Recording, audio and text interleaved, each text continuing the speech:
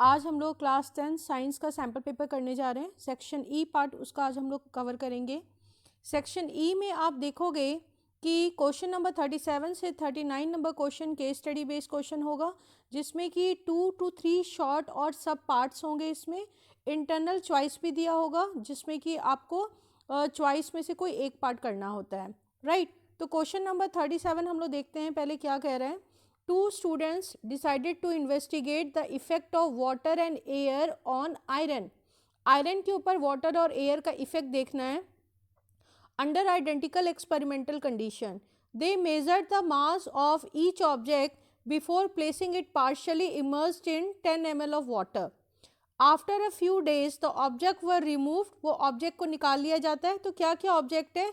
एक तो उन्होंने आयरन ने लिया है और एक आयरन का थिन प्लेट लिया हुआ है। स्टूडेंट दो हैं, ए एंड बी।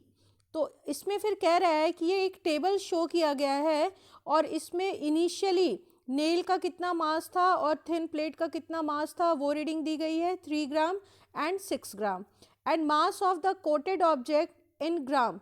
और कुछ दिनों के बाद जो ये ऑब्जेक्ट का मास है उसमें क्या चेंजेस आए हैं वो यहाँ पर दिया हुआ है।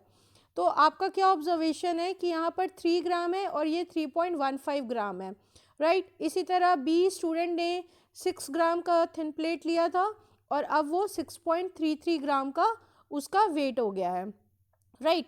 तो हम अब क्वेश्चन नंबर ए की ओर चलते हैं और देखते हैं कि क्वेश्चन नंबर ए में क्या पूछा है हमसे। तो क्वेश्चन नंबर ए में यहाँ पर हमसे पूछा जा रहा है कि what might be the reason for the varied observation of the two students, कि ये जो दो स्टूडेंट्स हैं इनके ऑब्जर्वेशन में आपको क्या फ़र्क दिख रहा है। तो दोनों के ही ऑब्जर्वेशन में हम क्या देख रहे हैं कि रस्टिंग हुई है occur in both A and B, so there is an increase in mass.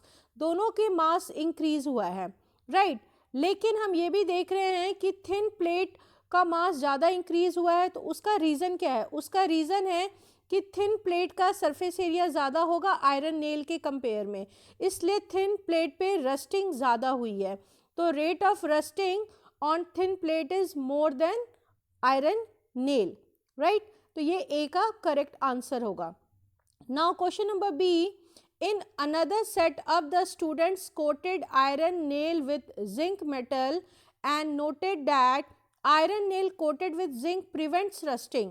Second case में स्टूडेंट ने आयरन नेल के ऊपर जिंक की कोटिंग कर दी और देखा कि अब वो आयरन नेल पे रस्ट नहीं लगा है।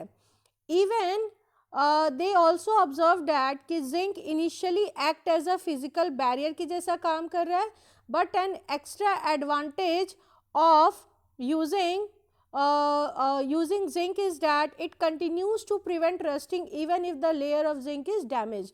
कि अगर जिंक का लेयर उस नेल से हट भी जाता है फिर भी वो नेल खराब नहीं हो रहा। तो name this process of rust prevention. Overall ये जितना भी क्वेश्चन नंबर बी में पार्ट दिया था इतना से मतलब हमें क्वेश्चन केवल यही पूछा है कि वो प्रोसेस का नाम बताइए जिस पे आयरन नेल के ऊपर जिंक की कोटिंग की गई है। तो वो प्रोसेस हमें पता है, वो प्रोसेस को क्या कहते हैं? गैल्वेनाइजेशन, वो प्रोसेस को कहा जाता है। तो गैल्वेनाइजेशन इस प्रोसेस का नाम होगा, राइट। अब इसके बाद उन्होंने एक और पार्ट पूछा इस क्वेश्चन में कि give any two other method to prevent rusting, कि रस्टिंग से बचने के लिए और दो मेथड का नाम बताएं। तो वो आप ऑयलिंग कह सकते हैं या फिर ग्रीसिंग लिख सकते हैं। इन्होंने दो बोला है तो आप कोई भी दो कर सकते हैं, या फिर एलॉइंग भी हो जाएगा।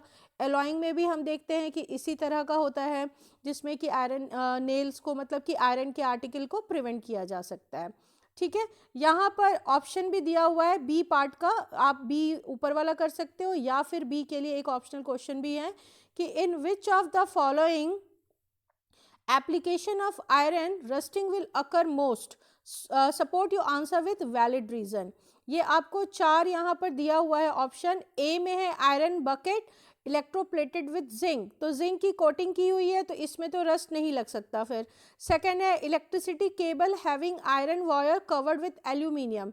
एल्यूमिनियम भी हमें पता है कि एनोडाइजिंग का काम करता है और इसके ऑक्सीजन का ऑक्साइड का लेयर खुद इसके ऊपर चढ़ जाता है और जिसकी वजह से ये फर्दर कोरोजन से प्रिवेंट करता है। इसका मतलब कि इसमें भी रस्ट नहीं लगेगा। थर्ड है iron hinge on a gate, gate में ये जो आयरन के हिंज लगे होते हैं, यहाँ पर क्या रस्ट लग सकता है? तो यस, सी सही ऑप्शन हो सकता है, क्योंकि यहाँ पर ये direct atmospheric oxygen and water vapour के या फिर मॉइस्चर के कांटेक्ट में है। एंड फोर्थ ऑप्शन था पेंटेड आयरन फेंस, तो क्योंकि ये पेंटेड है तो यहाँ पर भी आपको ये रस्ट नहीं लग सकता, इसका मतलब सी करेक्ट ऑप्शन है।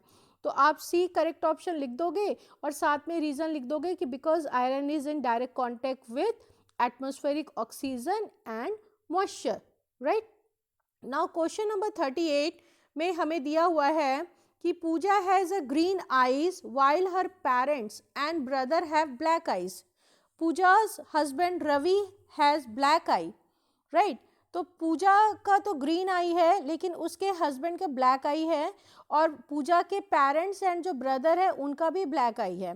While his mother has green eyes, his mother मतलब हस्बैंड की mother has green eyes and father has black eyes, right. तो अब इस बेसिस पे क्वेश्चन पूछा जा रहा है कि on the basis of the above given information is the green eye colour a dominant और रिसेसिव ट्रेट। तो ग्रीन आई कलर क्या होगा? ये एक रिसेसिव ट्रेट होगा, राइट। क्यों? Because it will express only in homozygous condition. केवल पूजा और उसकी हस्बैंड की मदर के यहाँ पर देखने को मिला ये ग्रीन कलर, मतलब ये एक होमोजाइगोस कंडीशन है और वो रिसेसिव ट्रेट में ही दिखने को मिलता है, right. Now question number B, what is the possible genetic makeup of Pooja's brother eye colour. Pooja के ब्रदर का आई कलर कौन सा है? ब्लैक कलर है, ठीक है।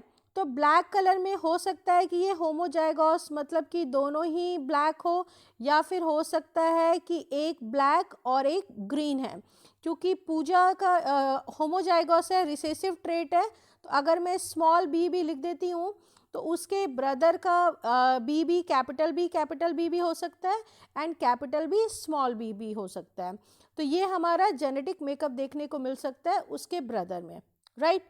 नाउ इसके सी पार्ट में अगर हम देखें तो सी पार्ट में हमें दिख रहा है कि क्वेश्चन नंबर क्या बोला है कि what is the probability that the offspring of Pooja and Ravi. तो Pooja and Ravi will have a green eye, also show the inheritance of eye color in the offspring with the help of a suitable cross। तो पूजा का जो हमारा जो green colour का है उसका genetic हमें इस तरह से दिख रहा है, एंड उसके जो हस्बैंड है उसका B capital B and small B. अगर हम इन दोनों का क्रॉस कराते हैं तो बी एंड स्मॉल बी, तो हमें पता है ना पहले हम लोग क्या लिखते हैं, कैपिटल फिर स्मॉल। यहाँ पे दोनों स्मॉल है, कैपिटल स्मॉल, और यहाँ दोनों स्मॉल है, राइट। तो ग्रीन कलर हमें यहाँ पर देखने मिलेगा, और ये कितना है 4 में से 2 मतलब 50% है, राइट। तो इसका मतलब है कि 50% जो है हमें ग्रीन कलर देखने को मिलने वाला है। तो what is the probability that the offspring of Pooja and Ravi will have a green eye? 50%। Show the inheritance, वो बॉक्स मैंने आपको बनाकर शो कर दिया, राइट। नाउ इसी में अगर क्वेश्चन नंबर सी का एक ऑप्शन दिया हुआ है कि 50% of the offspring of Pooja's brother are green eye with help of a cross, show how this is possible. कि पूजा का जो ब्रदर है उसके ऑफस्प्रिंग के 50% चांसेस है ग्रीन आई होने का, तो इसके चांसेस आप बताइए। तो पूजा का जो ब्रदर है उसका वो क्या है, हेट्रोजाइगोस, उसके पास ट्रेट है बी, एंड उसकी जो वाइफ है उसके बाद स्मॉल बी होगा, तो उसको हम लोग इस तरह से लिख सकते हैं। नाउ क्रॉस करा देंगे, सेम कैपिटल फर्स्ट में एंड स्मॉल पीछे, तो बी, तो हम यहाँ पर फिर देख रहे हैं कि 50% ग्रीन कलर होने के चांसेस हैं, तो 50% इस तरह से शो हो जाएगा कि 50% ऑफस्प्रिंग जो है उसके ग्रीन आइज होंगे, राइट। नाउ अब क्वेश्चन नंबर 39, क्वेश्चन नंबर 39 में हमसे ये एक क्वेश्चन दिया हुआ है जिसमें कह रहा है कि the above image are that of a specialised slide projector.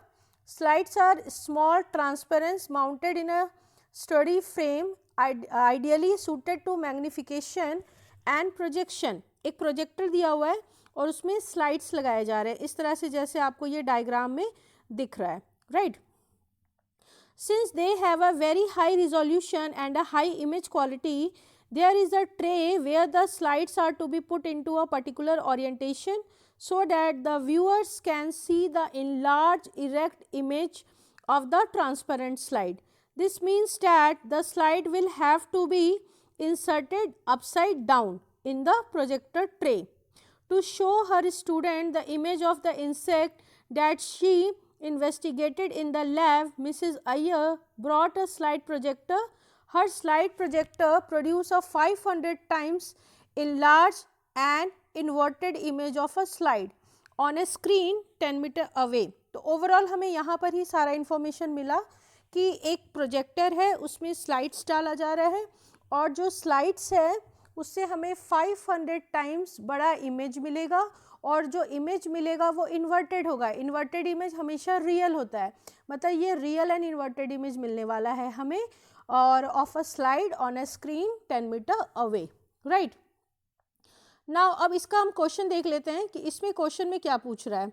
तो इसमें क्वेश्चन में इन्होंने हमें बताया कि based on the text and data given in the above paragraph what kind of lens must the slide projector have. ठीक है, तो फर्स्ट क्वेश्चन में हमें क्योंकि रियल एंड इन्वर्टेड इमेज मिला है तो किस तरह का ये लेंस हो सकता है. तो ये लेंस जो होगा वो होगा कन्वेक्स लेंस. राइट, तो कन्वेक्स लेंस हमें मिला है. नाउ बी में क्या होगा आंसर. बी में है कि if V is the symbol used for image distance and U for object distance, then with one reason state what will be the sign for V by U. V by U क्या होता है, magnification in the given case. तो क्योंकि यहाँ पर image real and inverted है तो magnification मतलब V by U का सिंबल क्या होना चाहिए, नेगेटिव होना चाहिए. राइट क्योंकि U तो ऑलवेज नेगेटिव होगा तो V बाई माइनस यू करेंगे तो हमारा जो सॉल्यूशन आएगा नेगेटिव आएगा. Right now question number C. Question number C में हमसे कहता है कि a slide projector has a convex lens with a focal length of 20 centimetre. The slide is placed upside down 21 centimetre from the lens. How far away should the screen be placed. Screen place करना मतलब we find करना मतलब image कहाँ बनेगा. 1 by F equals to 1 by V minus 1 by U. तो F की value मैं put कर देती हूँ 1 by 20 equals to 1 by V minus 1 by minus 21. ठीक है, अब ये माइनस माइनस प्लस हो गया तो 1 by V equals to 1 by 20 और ये 21 को इस साइड लेके आएंगे तो नेगेटिव में आएगा 1 बाई 21. एलसीएम ले लेंगे तो 420, क्रॉस मल्टीप्लाई कर दो तो 21 माइनस 20 मतलब ये कितना आ रहा है 1 बाई 420. लेकिन ये वैल्यू आई है 1 बाई वी की तो वी कितना हो जाएगा, वी हो जाएगा हमारे पास 420 सेंटीमीटर. राइट तो इस तरह से ये क्वेश्चन हम लोग सॉल्व कर सकते हैं. इसमें और करके भी ऑप्शन दिया हुआ है तो अगर आप और का देखना चाहते हो तो when a slide is placed 15 centimetre behind in the projector, मतलब आपको U का पोजीशन बता रहा है कि वो 15 सेंटीमीटर है and image is form 3 metre. ये सेंटीमीटर में गिवन है और ये मीटर में गिवन है मतलब 300 सेंटीमीटर हो गया. ठीक है, if the focal length of the lens is 14 centimetre. F 14 centimetre है और ऑब्जेक्ट को 15 में रखा गया है मतलब F से पीछे रखा गया है. Draw a ray diagram to show image formation not to scale, मतलब स्केल पर्टिकुलर वो वैल्यू सेम नहीं होनी चाहिए, आपको एक रफ डायग्राम शो करके दिखाना है. राइट तो हमें क्या करना है, हमें एक कन्वेक्स लेंस बनाना है. ये इसको ऑप्टिक सेंटर हो गया. प्रिंसिपल एक्सिस ड्रॉ कर देंगे, F एंड 2F ले लेंगे. सेम वैल्यू यहाँ से F एंड 2F ले लेंगे और आपका F 14 है तो 14 के पीछे यहाँ पर हम एक ऑब्जेक्ट रख देंगे. Right parallel ray of light जाएगा और वो फोकस से होके क्रॉस करेगा. एरो लगाना बहुत ज़रूरी है तो एरो लगा देंगे. सेकंड हमारा ऑप्टिक सेंटर से क्रॉस करेगा, उसको ऑप्टिक सेंटर से क्रॉस करा देंगे. थोड़ा सा यहाँ पर ये 2F के बियॉन्ड आना चाहिए, ये 2F के बियॉन्ड आपका इमेज आ जाएगा. राइट तो बियॉन्ड 2F इमेज ड्रॉ हो जाएगा. ठीक है, नेक्स्ट क्लास में हम लोग और इसके एक्स्ट्रा क्वेश्चंस देख लेंगे. तब तक के लिए आप अपनी पढ़ाई जारी रखो. Thank you and have a nice day.